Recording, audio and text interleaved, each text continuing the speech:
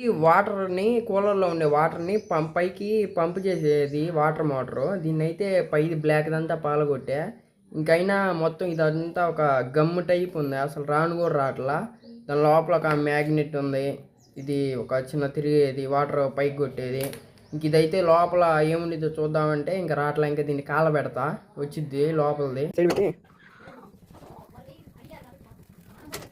ఇదంతా కరుగుతుంది. తీయాలంటే చేతి కదుకుంటుంది. నాకు కాలుస్తున్నా. ఇంకా అదేం అసలు కాలం కూడా కాలుతున్నా. బాగా కాల్చి ఇంకా పగలగొడతా.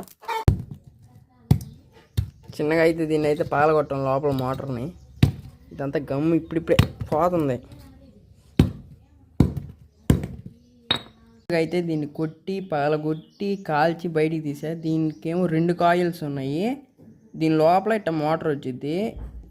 ఈ ఐరన్ ప్లేట్ల మధ్యలో ఇట్లా మ్యాగ్నెట్ వచ్చింది అనమాట తిరిగేది.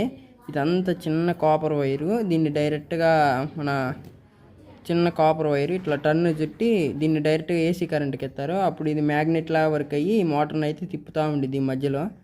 అంతే. దీంట్లో చాలా వైర్ ఉంది లోపల.